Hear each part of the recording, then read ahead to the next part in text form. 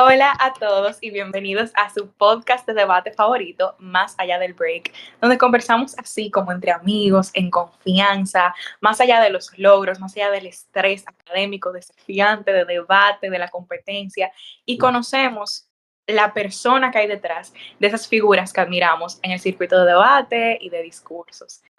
Así que el día de hoy estamos muy emocionados porque tenemos una persona con la cual queríamos grabar.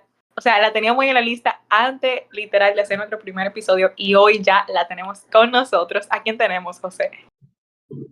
El día de hoy tenemos una persona que queremos mucho, tenemos a Ananari Carrillo. Anari es campeona del mundo de discursos en español en CEMU 2025, CEMU RD por supuesto, finalista del mundo en discursos en inglés en WUD 2025, campeona de la Copa Demian de discursos, Demian edición EVA, es top break y finalista del round robin hispanohablante en discursos 2025, ha ganado más de 10 competencias de discurso. Como jueza ha juzgado eliminatorias de discurso del MED 2024, 2025. Es estudiante de docencia en la UTP y ha breakeado más de 80 torneos. Qué duro. Bueno, José, déjalo ahí porque la lista es larga, pero hoy no estamos aquí para conocer tanto los logros, porque ya la gente sabe que Nari es espectacular, sino también queremos conocerla como persona. Y Nari, así, mientras te damos la bienvenida y te damos la palabra, lo primero que te queremos preguntar, que es nuestra pregunta como signature ya de lo primero que le hacemos, le preguntamos, valga la redundancia, a nuestros invitados es, ¿quién es Ana Neri? ¿Quién eres más allá del break? ¿Cómo te autodescribirías?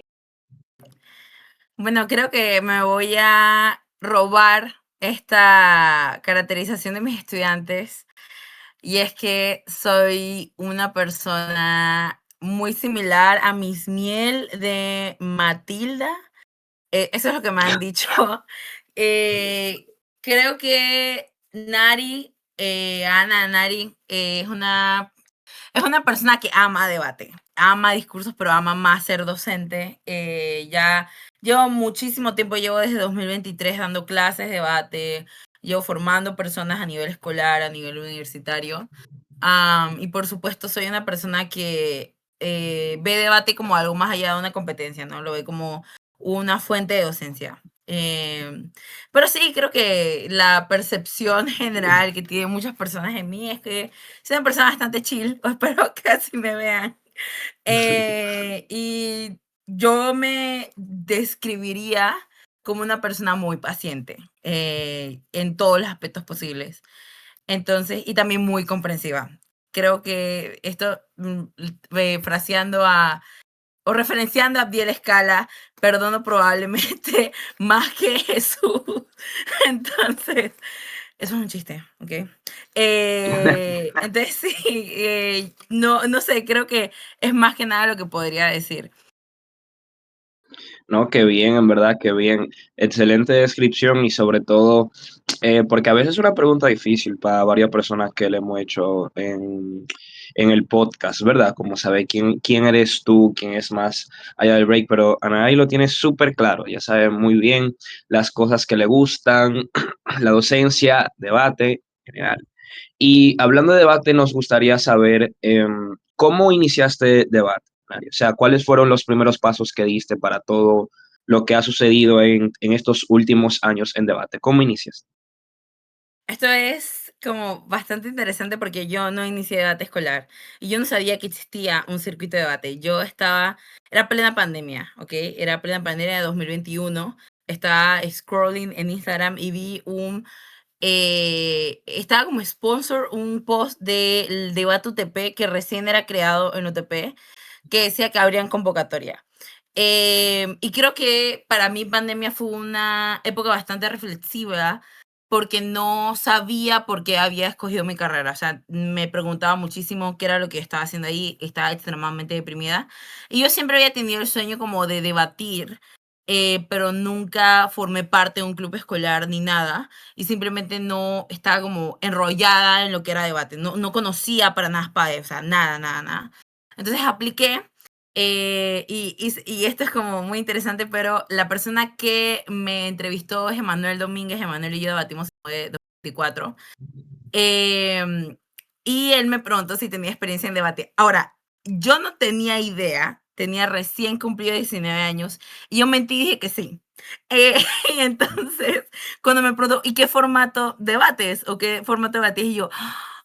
Y yo dije, bueno, más que nada nos sentábamos en un círculo y conversábamos en mi escuela. Porque para mí, o sea, era una pregunta similar a un filtro y yo no quería que me filtraran. Entonces mentí y él me dijo, o sea, eres Mooner. Y yo, sí. Y no tenía la menor idea de que era Mooner. Lo hice los tryouts y ya como a las 2 semanas era parte de la sociedad TOTP y desde ese momento estoy en debate. Qué lindo, me encanta. O sea, para mí, yo creo que esa es una de las preguntas que se ha convertido en mis favoritas que le hacemos a los invitados, porque siempre las historias, o sea, yo creo que no hemos escuchado ni una sola historia Literal. que sea como aburrida. O sea, todo es como bastante interesante realmente de saber cómo llegan a debate las personas. Y desde ese entonces, Nari, desde esos tryouts y desde esa pequeña mentirita, y de todo lo que ha pasado a lo largo de los años desde ese entonces, queremos saber cuáles han sido las experiencias más memorables que has tenido, o como yo siempre como lo describo, esas experiencias que si se te olvidara todo de debate, esa que tú dijeras, esta yo me la quiero quedar en el corazón y yo me la quiero llevar. ¿Cuál sería? En plural, porque No me quiero extender, pero creo que son principalmente, voy a decir que son 5. La primera es, por sobre cualquier logro mío personal, están todos los logros de mis estudiantes. Creo que el que más me ha marcado fue, obviamente, el primero que vi fue ver a William, Dom y Emilia ganar TRD en 2023. Apenas habíamos entrenado como 2 semanas. Yo había entrado a la escuela, ni siquiera había firmado contrato. Los llevé a Colombia. Y fue como una experiencia enriquecedora, ¿no? Fue como, wow, amo ser docente, amo ver a mis estudiantes debatir. Y luego ese mismo año empecé a dar clases en el Instituto Atenea y encontré a probablemente los rayos de luz de todos mis días.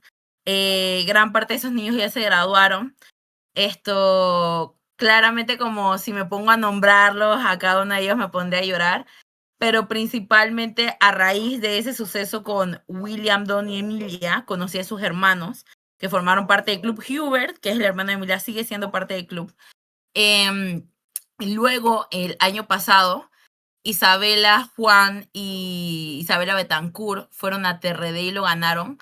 Y para mí eso fue probablemente una de las cosas más hermosas que he visto en mi vida. Yo hablé con ellos antes de la final. Yo estaba llorando antes de la final, después de la final también estaba llorando.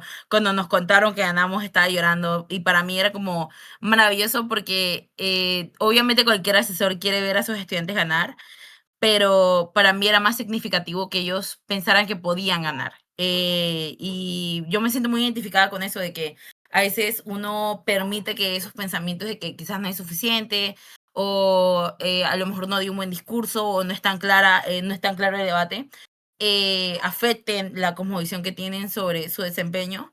Y yo siempre he tratado que mis estudiantes tengan un pensamiento de debate, no solamente las cosas que ganas, sino todas las cosas que forjas. Lo tercero creo que es cuando los niños ganaron el nacional. Y aquí me gustaría recalcar a Aini Gili y a Alex. Obviamente Isabela me parece que hizo un excelente trabajo. Pero especialmente a Aini Gili, que recién tenía 4 meses en debate, creo que es una niña maravillosa. Y Aini Gili ahorita es la presidenta del club y creo que es un proceso enorme de aprendizaje. Yo veo a todos mis estudiantes como personas de las cuales puedo aprender, así como ellos me ven como una persona de la cual pueden aprender. Y para mí, el ver a mis estudiantes o sea, viéndolos ganar, viéndolos saltar de felicidad, como lo hizo Alex cuando mencionaron que ganaron, era enorme porque, y creo que me parece importante, yo siempre he sentido que hay un constante, no digamos que menosprecio, pero es básicamente cuando hay personas que ven que hay claros jugadores y hay otros que no son los mejores, entonces simplemente no los ven como una competencia. Y yo me he sentido así muchísimo en mi circuito nacional, o sea, incluso con la calidad de debatiente que soy hoy. Y así sentía que se trasladaba a mis estudiantes. y mis estudiantes no fueron percibidos como el equipo que iba a ganar el Nacional el año pasado. Entonces, claramente fue una gran satisfacción que lo ganaran, pero también fue una gran satisfacción de que se dieran cuenta que ellos no dependían de las palabras de los demás. Eso me llena el corazón. Lo cuarto sí es un logro personal mío, y fue cuando brequeamos en Medellín 2024.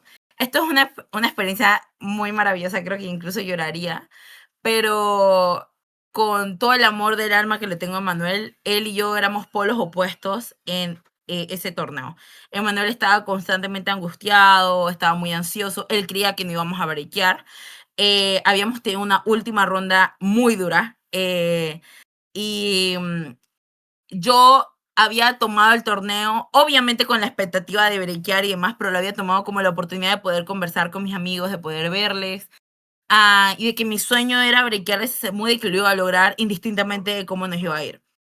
Y recuerdo que, y esto también es como es muy gracioso, pero yo también estaba angustiada, solamente que no quería transmitirle más angustia a Manuel. Entonces hay una persona maravillosa del circuito ecuatoriano que se llama Henry Simbaña.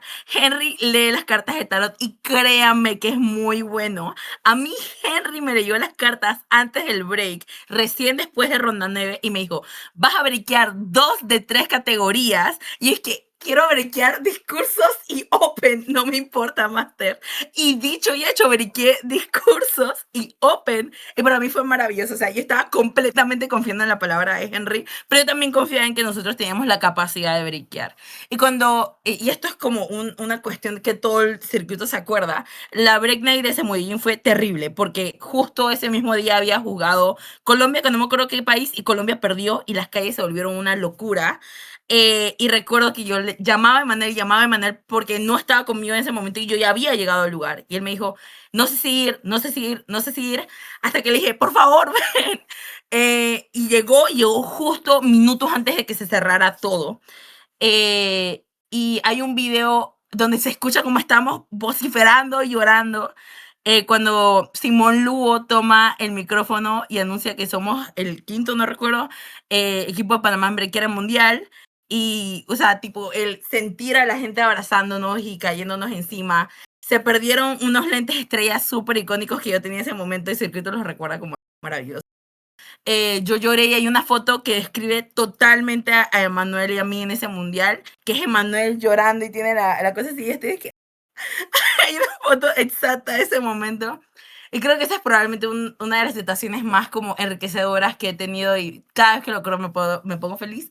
Y lo último, el debate, es cuando, bueno, esto también es como, podría verse como algo agridulce, pero fue cuando breaké el mundial en discursos en inglés. Yo no estaba en la break night porque era Nochebuena, no era Nochebuena, era el 31 de diciembre, o sea, y era Año Nuevo, y yo estaba con mi familia. Entonces, cuando breaké, me llegaron mensajes y videos, y me llamaron un montón de personas, y estaba dije, ¿qué pasó? ¿Qué pasó? Y me decían, breaké este mundial, breaké este mundial.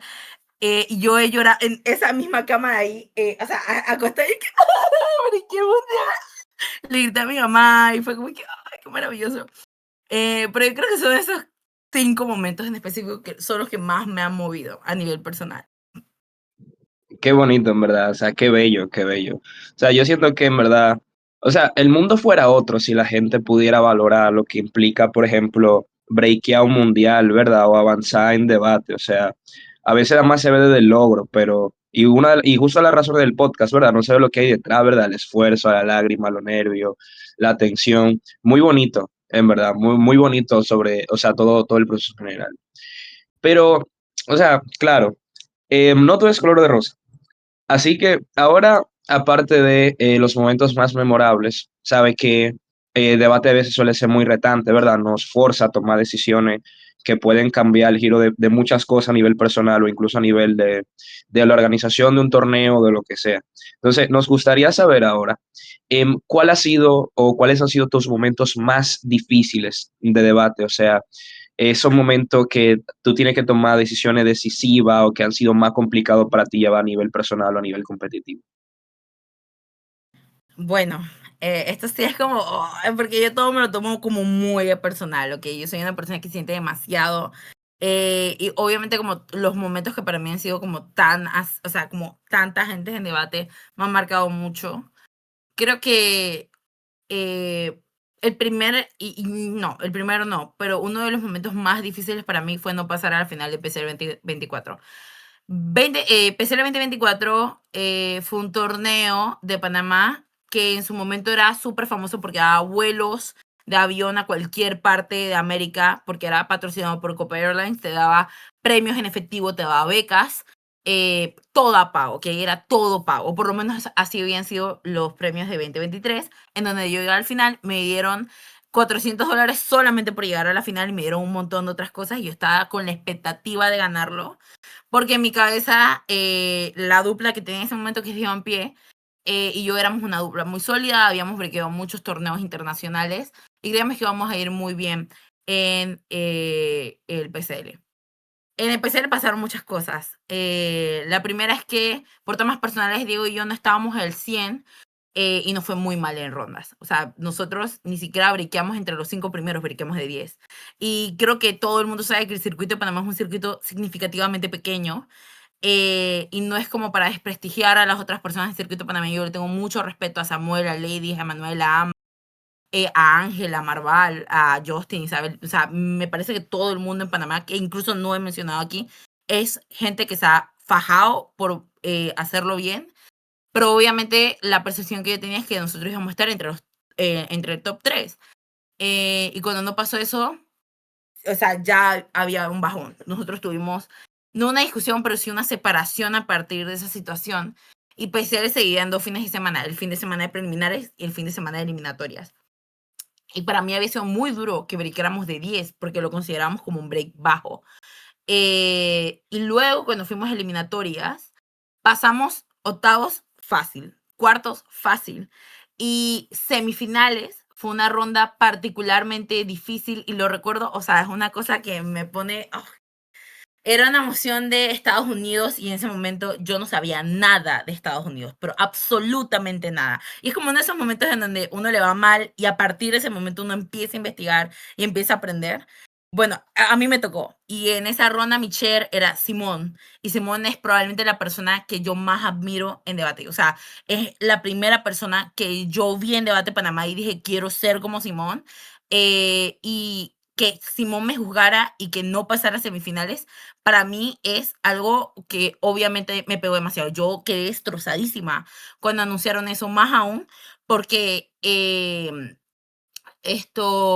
y me gustaría como decir algo sobre este equipo en específico. Nosotros éramos baja gobierno y nuestra alta era Ámbar y Emanuel y nosotros estábamos claro que no teníamos extensión, o sea, nos habían quemado absolutamente todo y yo no tenía conocimiento específico sobre esto. Y en mi discurso pasaron muchas cosas. Yo me distraje, yo soy una persona que se sobreestimula extremadamente fácil cuando escucha algo o tiene frío o alguien está hablando o alguien, entonces yo me sobreestimulo muy fácil. Y lo que pasaba también es que yo estaba enferma. Entonces, en un momento yo me ahogué en mi discurso y no podía parar. Entonces, ya está, o sea, eran muchas cosas que estaban acumulando y yo pensé que no di un buen discurso. Y tras eso, Diego tampoco dio un discurso completo, Diego dio un discurso de 5 o 6 minutos y jamás lo habíamos visto dar un discurso como de tarta. O sea, él estaba acostumbrado a dar discursos de 7 minutos, incluso de que le hiciese más tiempo. Y para mí fue como muy difícil, nosotros salimos y nosotros nos tomamos un tiempo, porque algo en mi cabeza decía, nosotros no vamos a pasar, nosotros no vamos a pasar y hay que aceptarlo. Y no quería decirle eso a Diego, no quería conversarlo con nadie, yo solamente tenía la esperanza de que a lo mejor esto como que pasáramos, pero yo veía la cara de Simón y yo conozco a Simón y siendo una persona jueza, que veo los debates, yo también sentía que me quedaba. O sea, yo no me veía pasando esa ronda. Y más aún porque el equipo que era baja oposición era un equipo que, y creo que esto pasa mucho en debate, las personas no los consideraban buenos. Eh, y cuando anuncian, y esto pasó de la siguiente forma, nosotros éramos baja gobierno y ellos eran baja oposición, Simón cuando anuncia quiénes pasan dice, en primer lugar, alta gobierno y una comparativa súper cercana en donde discutimos todos los aspectos posibles y llegamos a un consenso. El equipo que pasa es baja D en un silencio enorme que, o sea, imagínense que es como, o sea, yo lo percibía como mi forma de ir a Semude, la certeza de que yo iba a poder debatir porque podía utilizar ese dinero. O sea, yo lo veía como los elementos tangibles del premio PCL, no como el logro de ganar PCL. Y eso solamente lo podía lograr si llegaba a la final. Y hay un silencio y recuerdo que hay varias personas detrás mío y de Diego que están así porque estábamos sentados. Esto está grabado, es horrible. Y yo tengo la cabeza para abajo y Diego está abrazándome fuerte y dicen baja de oposición. Yo quebré en llanto. Yo automáticamente quebré en llanto. No hubo aplausos. Nadie dijo nada. Y para mí fue horrible porque si yo me sentía mal, no me imagino cómo se sentía Cristel y Marcos, que nadie estaba aplaudiéndolos y eso a mí me pareció terrible, porque si bien es cierto que hay ciertas expectativas sobre equipos, creo que en debate las personas asumen que la gente que a lo mejor no tiene tanta experiencia o a lo mejor no ha logrado ciertas cosas en específico es menor que los demás y que nunca podrían como lograr cosas. Y yo viendo en retrospectiva, yo de verdad me parece terrible que la gente no haya aplaudido a Marcos y Cristel, porque si hubiera sido yo como novata y si hubiera quedado un Emanuel, pónganse, que era una persona que tenía mucha más experiencia que yo cuando era novata y era como uno de los favoritos siempre a ganar en Debate Panamá, hubiera sido horrible y eso a mí me hubiera marcado. Y a partir de eso, como le enseñé a mis estudiantes que siempre tienen que ver a los demás como respeto y como personas que les pueden ganar. Yo recuerdo que nosotros tuvimos que salir, yo recuerdo que yo me caía al piso, o sea, mientras salíamos, yo me sentía súper débil y estuve llorando más o menos media hora en un salón random de la Universidad de Panamá. Ese momento para mí nunca se me va a olvidar y lo recuerdo con tanta claridad que lo pienso mucho y cuando fui a ver la final de PCL solamente podía pensar, yo pude haber estado ahí, yo tengo que estudiar más, tengo que esforzarme más. Y esto era un torneo objetivamente nacional, no es un Semude, no es un TRD, no es un TODI, pero por ejemplo, estar ahí y visualizar que yo podía debatir esa moción, yo tenía el conocimiento para debatir esa moción y no estar ahí, a mí me quebró. Más aún cuando yo no estuve en el top oradores de ese torneo. Y esto es algo que lo he conversado con muchísimas personas, pero yo venía de ser tercera mejor oradora de PCL, donde solamente me ganó Simón Lugo y Diego Rubio, que también me parece una persona increíble a nivel académico, que también es panameño. Y para mí fue un downgrade enorme. O sea, el ver a otras personas o sea, en la línea, personas que yo había entrenado, personas con las que había debatido, no estar yo ahí me hizo sentir que yo era insuficiente y que había hecho tantas cosas y que no era suficiente y que nunca iba a ser suficiente y que no era tan buena como creía y de que quizás debate no era lo mío y que si ni siquiera me podía ir bien a nivel nacional, que me esperaba próximamente un torneo internacional, ¿saben? Y esto fue justo antes de 2025, que fue yo creo que el momento donde empecé a crecer más en debate. Y para mí fue horrible. O sea, yo lloré muchísimo después de la final, o sea, después de la premiación. Y simplemente dije, chucha, toca seguir y toca asumir estas cosas como a cualquiera le pasa, a cualquiera se le muere un tío y tengo que estudiar más, aprender más, practicar más y seguir mejorando. Pero obviamente fue una cuestión que por meses a mí me tuvo deprimida. Y la segunda, bueno, el tercera, porque la final especial es un elemento extensivo de PCL, pero no es lo mismo. Esta cuestión sí es como muy sensible, pero fue cuando fue cuando no fui o rechacé irle a Semude a Diego. Cuando Diego vea esto, va a decir, ¿por qué lo dijiste? ¿Por qué lo dijiste? Yo quiero muchísimo a Diego. Diego es una persona de la que he aprendido un montón. Es una persona que amé un montón, de verdad, amé un montón a Diego. Creo que es una maravillosa persona. Y creo que ha mejorado mucho de los aspectos que otra gente ve en él y como que le recalca de las cosas malas que pudo haber hecho cuando estaba creciendo y así. Y recuerdo que nosotros habíamos soñado en ir a Semude juntos y ganar Semude o por lo menos acercarnos a ganarlo. Y teníamos como esta meta en conjunto cuando debatimos que teníamos que ganar Semude 2027, que 2026 lo íbamos a debatir, íbamos a formar suficientes datos y que teníamos que ganar Semude 2026, 2027. A mí me parece importante mencionar esto porque en muchas ocasiones pensamos en debate como ciertas metas cuando estamos en un periodo como de mucha ilusión y que tenemos que lograr esto con esta persona y que tenemos que hacer esto en este momento o que tenemos que hacerlo de esta forma y cuando no lo logramos se nos desmorona todo el plan y cambia nuestra percepción sobre las cosas. A lo mejor yo no soy suficiente, a lo mejor no me va bien con esta persona y tengo que cambiarla, a lo mejor simplemente debatir no es para mí y nunca voy a aprender a debatir. Pero la razón por la cual para mí era importante no debatir con Diego es que nosotros veníamos de una ruptura de la amistad muy grande, nosotros nos hablamos por meses y yo no quería que Diego siguiera siendo mi dupla de debate o mi ex mejor amigo, o una persona que simplemente nos distanciamos por cuestiones de la vida, sino que la forma de preservar nuestro vínculo era que no debatiéramos más juntos. Y a veces eso es muy difícil, ¿no? Como el querer tanto a alguien y el saber que competitivamente te puede ir bien con alguien y tener que marcar eso. Y yo recuerdo que estaba en un súper cuando le dije que no, porque lo hablamos en llamada y yo me puse a llorar a mitad del súper.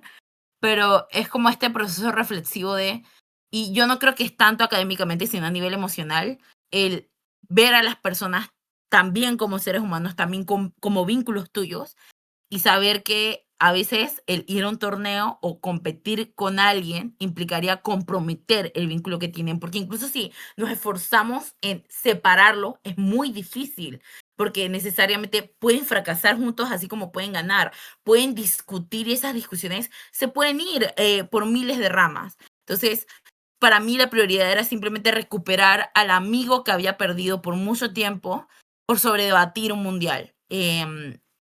Y creo que eso se ha extendido en muchas otras relaciones que para mí se han fracturado con otras personas del circuito, con otras personas a nivel personal por debate. Y yo creo que es todo eso a raíz del pensamiento súper competitivo de yo tengo que lograr esto y si no lo logro, entonces soy una fracasada. Y yo creo que el momento extensivo que siempre me hace sentir mal y siempre es difícil para mí es verme como alguien que ha logrado cosas. Yo no creo que mi discurso de la final se me haya sido bueno. A mí todo el mundo me ve y me dice, me encantó tu discurso de la final, a mí no me gustó. Cuando la gente dice que creo que eres una excelente oradora, yo soy una persona que escucha sus discursos 2, 3 veces y, o sea, creo que soy una persona súper crítica conmigo misma, entonces es una lucha constante contra mi peor enemiga, que soy yo, en debate. Y en la vida y en todos los etapas, procesos y círculos que existen dentro de mí, yo creo que ese probablemente es, sobre todas las cosas a nivel competitivo, lo más difícil que es el gestionarte, el reconocerte y ese tipo de cuestiones, para mí es claramente un proceso de introspección, el sensibilizarse contigo, el saber hasta cuándo son tus límites y es simplemente aceptarlo. Wow, wow, wow. O sea, me identifico mucho con varias cosas que dijiste y yo sé que las personas que están escuchando probablemente también, de esos momentos donde, o sea, nos ponemos una meta que es, o sea, por más que uno quiera separar sus emociones de debate, es imposible. O sea, es algo que nos importa y duele cuando no alcanzamos esas metas. Y todo eso de los vínculos emocionales y personales que también se involucran en debate también es importante. Y por esa misma línea es la siguiente pregunta. Pero ya con respecto a un aspecto como positivo, porque en esos momentos difíciles hay personas que son clave, literalmente clave, para poder salir adelante. Entonces yo te quiero hacer básicamente dos preguntas en una, porque nos gusta que esto sea como didáctico para la gente que nos escucha y saber qué ha sido clave para ti para superar esos momentos difíciles y quiénes han sido claves también para ti en ese proceso. Obviamente uno no puede ser a toda la gente porque se extendería demasiado, pero por lo menos algunas personas que quisieras reconocer así de manera explícita. Este es el momento. Cuenta, cuenta. Bueno, asumo que es como, obviamente, gente del circuito, porque si no mencionaré a mi mamá y así, obviamente a mi mamá, a mi familia, creo que me ha ayudado muchísimo en todo el proceso de debate, tipo, todas las cosas que no le cuento a la gente de debate se las cuento a mi mamá. Y mi mamá es una mujer muy resiliente, muy valiente, una mujer que se ha creado desde cero y para mí el apoyo más grande y que más busco siempre es el apoyo de mi madre. Entonces, siempre un shout out a tener una buena relación con mi madre, con mi hermana, con mi papá, con mi otra hermana. Entonces, eso en primera instancia, con gente del circuito. Yo creo que yo no sería la persona que soy hoy sin Fabián. Fabián es una persona que a mí básicamente me moldeó en muchos aspectos, que confió en mí, que académicamente, como amiga, que me vio como una persona. Yo amo a Fabián y yo siento que gran parte de las cosas, los pensamientos intrusivos que tengo, yo tengo una paranoia que siempre hay algo malo, siempre le digo, siento que va a pasar algo malo. Fabián ha sido una persona que me ayuda a gestionar esos pensamientos intrusivos, a saber hasta dónde puedo llegar y también el saber que no llegar hasta ciertos puntos no me hace menos, ¿saben? Y yo creo que eso es importante. Una persona que me encantaría mencionar es Fernando. Fernando Contreras es yo creo probablemente que el mejor coach académico que yo he tenido. Porque no solamente me enseñó los cimientos de argumentación, refutación, ponderación, cómo debatir sobre derecho y esas cosas, sino que me enseñó a ser una persona humilde y noble en debate. Y yo amo a Fernando. Y ay no, esto es como una cuestión como sensible, pero recuerdo que para mí era tan necesario saber que alguien confiaba en mí. Y cuando pasó 2025, que yo llegué a la final del todo discurso, después de no breakear Open, que para mí fue desastroso, el buscar a Fernando entre la gente me dio mucha esperanza, porque yo sentía que Fernando no solamente vio a la Nari que había llegado a esa final, sino también a la Nari que no o sea, que no pasó de cuartos de TRD, ¿saben? Tipo, que vio una Nari que no, como ganó el Nacional, que no breakeó ciertos torneos. Y para mí él fue una persona y hay una canción chilena que, o sea, siempre que me siento mal la escucho por él, que básicamente dice que, o sea, no, para no decir exactamente lo que dice, que siempre te puedes reinventar y que la derrota siempre es breve. Entonces, siempre que me siento mal y que pierdo algo, escucho esa canción. Y me acuerdo que Fernando, cuando me había quedado recién en cuarto de TRD y le dije, no sirvo para esto, todas las cosas que me dijo y que él me había recomendado esa canción. Y esa fue justo la canción con la que subí el trofeo de SMUE RD. Obviamente Sofía Molano. Sofía me parece una persona maravillosa y yo creo que Sofía merece todo lo bueno que le pasa en la vida. Es una persona inteligente emocionalmente, una persona que sabe, o sea, y es una persona tan objetiva que te dice, esto no es bueno para ti, deberías soltarlo, pero reconoce que a veces es difícil que alguien suelte ciertas cosas y te ayuda en ese proceso. Creo que Sofía es maravillosa y la amo un montón. Y obviamente personas con las que no hablo, pero siento que me han influenciado muchísimo en la forma en que gestiono cosas. Creo que obviamente Marce no, y yo no hablamos, pero siento que las conversaciones que he tenido con Marce son cosas que se quedan en mi cabeza todo el tiempo. Es una mujer maravillosa, yo creo que es una persona que me ha ayudado a moldear muchísimo mi imagen de feminismo. Entonces, Marce también, y obviamente mis estudiantes, ¿no? Tipo Isabela Cajil, Dom, William, Emilia, Hubert, Juan, o sea, Isabela Betancourt, Isabela Dom, Aini Gili, todos, Brainer, Jimena, o sea, Carlitos, absolutamente todos. Entonces, yo creo que uno definitivamente no está solo en debate. Y definitivamente hay mucha gente que lo quiere. Y es solamente darse cuenta que hay gente que está ahí dispuesta para ti, incluso si no están siempre, por las cuestiones de la distancia o diferencias de zonas horarias, o porque simplemente la gente empieza a trabajar y ya no hay tanto tiempo. Es maravilloso que tengas a gente como, por ejemplo, yo veo a Ana Sofía Bello de Perú, o a Martín, o gente en la que yo sé que siempre voy a encontrar un hogar como Isabel Flores o Britney Alcántara. Entonces, no sé, creo que la gente es hermosísima. Yo creo que toda esa gente me ha apoyado en algún punto de mi vida y obviamente me ha ayudado a moldear mucho a la persona que soy, gracias a entrar a debate y conocerles.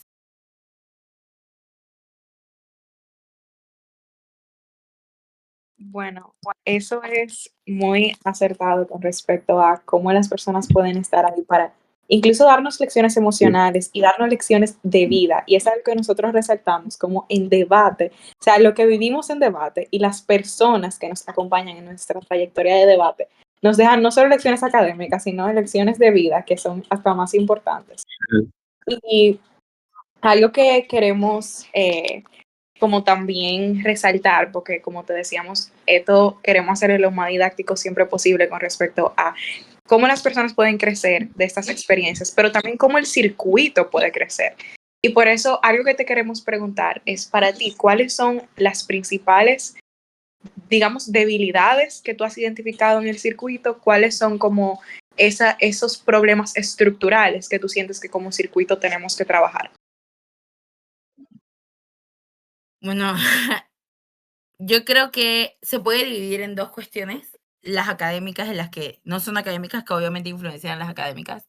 La primera es que creo que la gente en circuito tiene que aceptar que a veces pierden. Tiene que aceptar que por muy buenos que sean y por la gran trayectoria que tengan en el debate, a veces pierden, a veces tienen una mala ronda, a veces, no sé, a cualquier persona lee mal la moción, cualquier persona no lee bien la comparativa, cualquier persona puede tener mal tracking en debate en un mal día.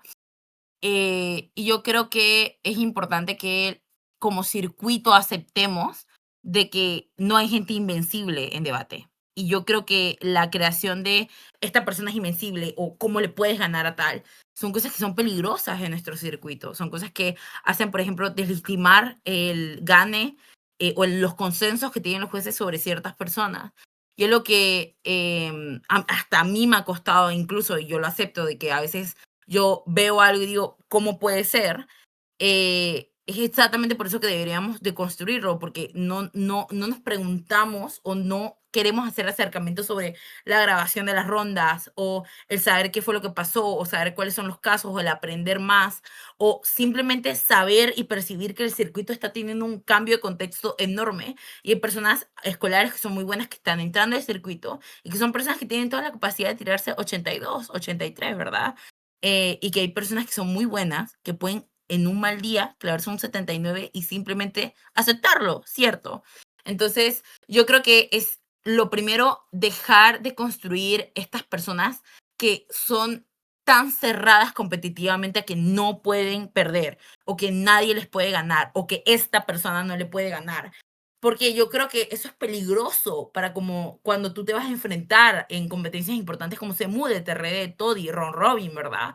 Porque no ves a los demás como personas que te pueden ganar, o sea, personas que académicamente también merecen estar ahí o o lo han hecho bien para debatir contra ti, por ejemplo, y simplemente en ese proceso de cosas desprestigiamos a la gente, desprestigiamos sus logros, desprestigiamos su trayectoria, desprestigiamos el esfuerzo que hacen. Y yo creo que nadie está en debate solamente para ganar, sino también para formarse. Y si las personas nada más ven debate como o sea, un camino para ganar y ganar y ganar, entonces nunca van a saber perder, aceptar perder y cambiar el panorama de la pérdida a la ganancia. Yo creo que incluso si tú pierdes 3 rondas, tienes la capacidad de ganar otras 2. Y yo creo que eso es importante enseñárselo a los novatos, porque el tener sociedades que son tan como exigentes y el decirles, no, tal persona no te puede ganar porque si no eres malísimo, o el hablarle a los novatos y decirles, no puedo creer que te clavaste un 75, eres malísima, son cosas que realmente no atribuyen en nada positivo a la gente. O sea, no me parece compatible con la idea de debate el querer demeritar y pisotear a las personas, porque nadie llegó a esta actividad siendo Juanita o Mauricio o Marce o Godos o Mati, ¿verdad? O Fabián. O sea, nadie llega a la gente, nadie entra siendo la gente que admira, sino que entran siendo una Nari, ¿verdad? O una Juliana, un José, que simplemente quieren lograr cosas y quieren construir y quieren aprender y quieren compartir con otras personas. Y me parece terrible que no solamente le enseñemos a la gente que no pueden perder, sino que también que tienen que replicar comportamientos que claramente son malos para los novatos o para los escolares. Entonces yo creo que académicamente eso hay que cambiarlo, o sea, definitivamente hay que cambiarlo. Y a nivel como de cuestiones que no son académicas, pero influencian en la académica, a nivel académico, yo creo que el circuito es muy machista. Y yo creo que es muy machista en todos los sentidos posibles. Hay jueces que interrumpen a otras juezas, paneles o trainees porque no consideran que lo que dicen es razonable y no lo hacen con el mismo tacto que interrumpen a un juez que se identifica como hombre, por ejemplo.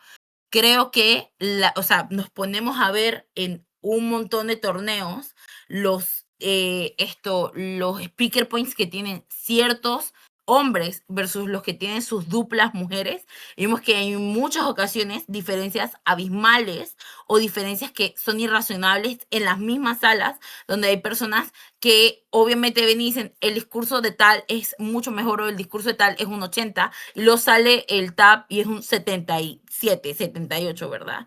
Y yo creo que esto pasa mucho, o sea, o esto pasa muy desapercibido en el circuito porque creemos que por ser debatientes no tenemos la capacidad también de ser personas que pueden herir a otra gente o que pueden replicar cuestiones de exclusión. Cuando yo entré a debate, muchas personas, hombres, me decían que yo no era una buena debatiente, sino que era una buena novata. Y a mí me encerraron en la cápsula en donde solamente podía ser una buena novata. Y eso a mí me jugó mucho en la cabeza en rondas, en donde me enfrentaba con estas personas, o en la forma en que, por ejemplo, yo me percibía académicamente sobre yo jamás voy a llegar a un 80, jamás voy a ganar un torneo, jamás voy a brequear el mundial. Y yo creo que estas son cosas que afectan más que nada a las mujeres, porque si ustedes miran las gráficas y la cantidad de mujeres que dejan de debatir y o sea, solamente juzgan o solamente organizan torneos, es enorme a comparación de los hombres que se retiran y se dedican a organizar o se dedican a juzgar.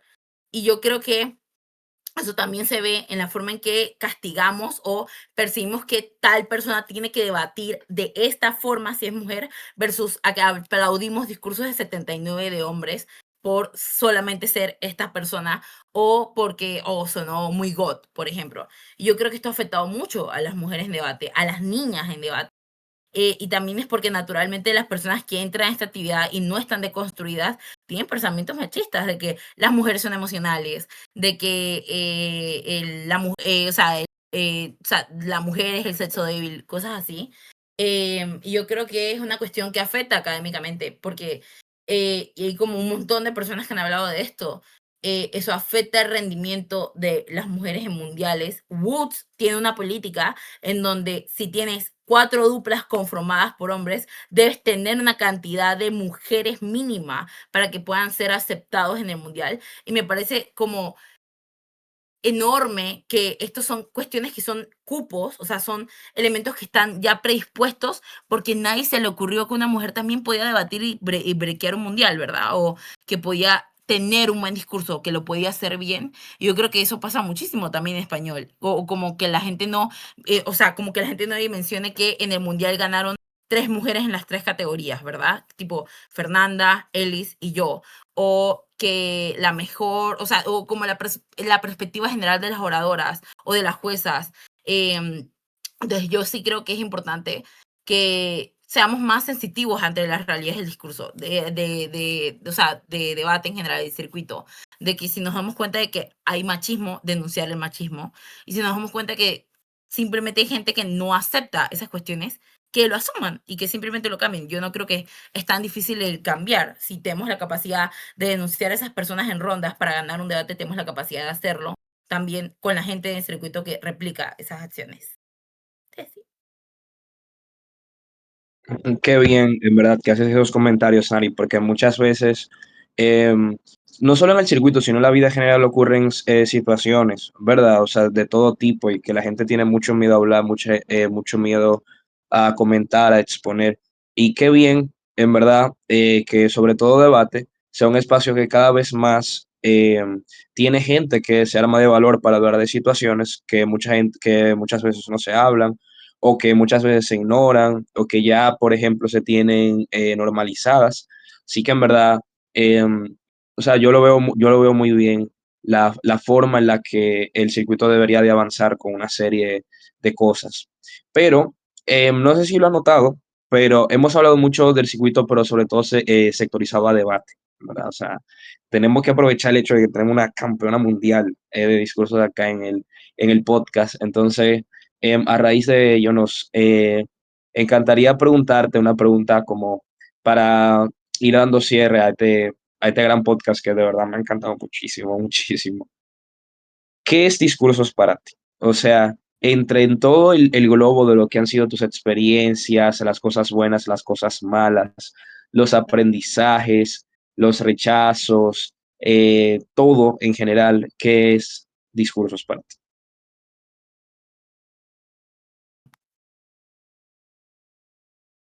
discurso fue a mí lo que probablemente me salvó en debate. Yo estaba muy deprimida en debate, no sabía a dónde ir, y a mi discurso me abrió una puerta enorme a reconocer algo que a mucha gente le da miedo, y es que todo el mundo se llega a sentir mal.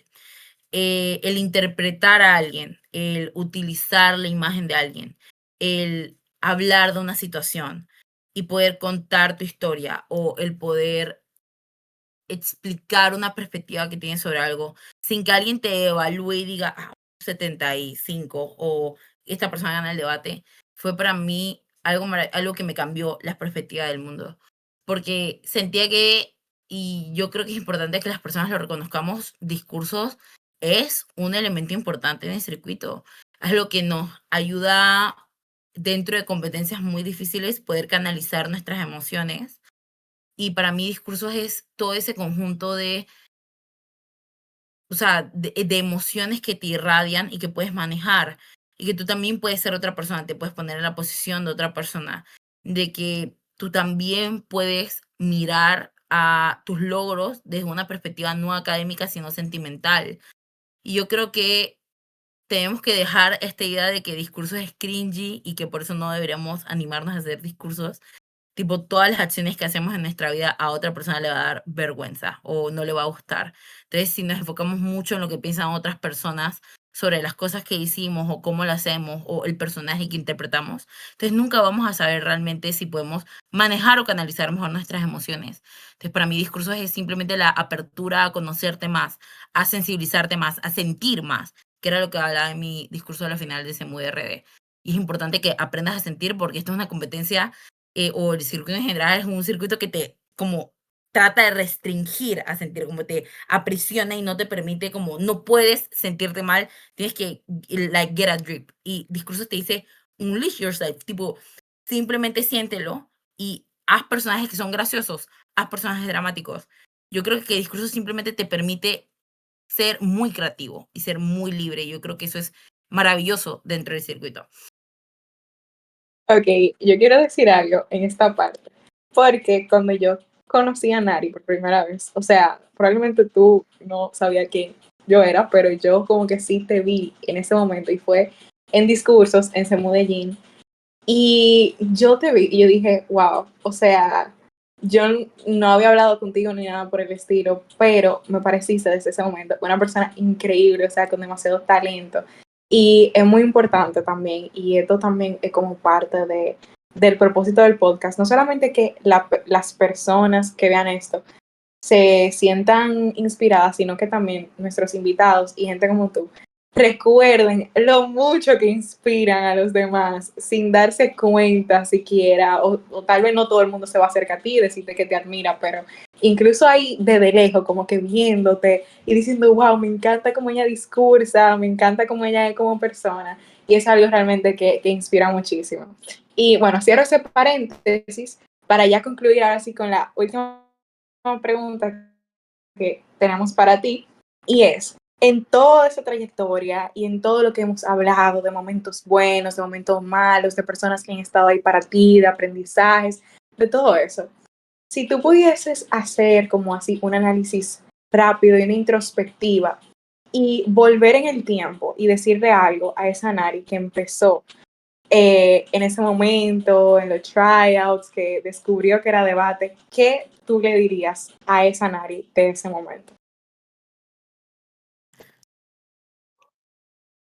Yo creo que no tenga miedo. Yo creo que es importante que cuando uno inicia una actividad que nunca ha hecho antes, no tener miedo, no tener miedo a equivocarse, no tener miedo a perder, no tener miedo a que otras personas te juzguen, porque también tienes que tener la capacidad de reconocer que puede haber cosas malas en ti que tienes que corregir. No tener miedo a crecer y más que nada, no tener miedo a simplemente sentir todo lo que implica una competencia como los discursos o como lo es debate. Yo creo que si uno no se atreve a no tener miedo si uno no se atreve a tener miedo y enfrentar ese temor, entonces se está perdiendo una maravilla de cuestiones. Se está perdiendo el dar su primer discurso, el ganar su primer debate, el no sé, como debatir contra una estrella de debate, ¿saben? O el poder llegar a una final, o el poder breakear se mueve. Tipo, si nosotros no enfrentamos nuestros miedos, especialmente en una actividad como esta, nunca vamos a tener la capacidad de saber hasta dónde podemos llegar o quién podemos ser. El poder descubrirnos más, saber si a lo mejor somos buenos jugando o saber si a lo mejor somos muy buenos dando segundos discursos. Tipo, yo creo que es importante que veamos el miedo como un potenciador y no como un limitante de nuestras capacidades. Y yo creo que definitivamente le diría que no tengas miedo a mandar la aplicación, o no tengas miedo a mentir, o no tengas miedo a inscribirte a esa competencia. O, por ejemplo, cuando yo era novata fingía que se me iba el internet porque me daba miedo dar mis discursos y dejar mis duplas Iron.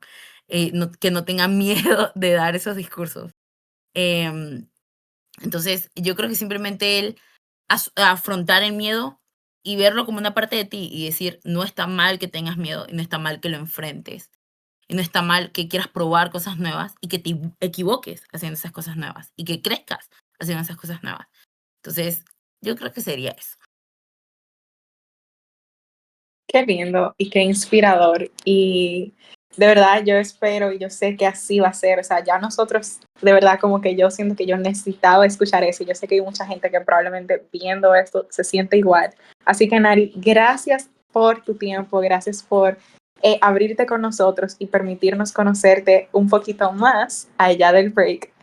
Y de verdad reitero que es muy valioso poder hablar con alguien como tú, que es alguien que admiramos muchísimo. Así que nada, gracias a ti y gracias también a todos los que se han quedado hasta el final de este episodio. Déjennos en los comentarios qué les pareció y a quién más quisieran conocer más allá del break. Bye bye.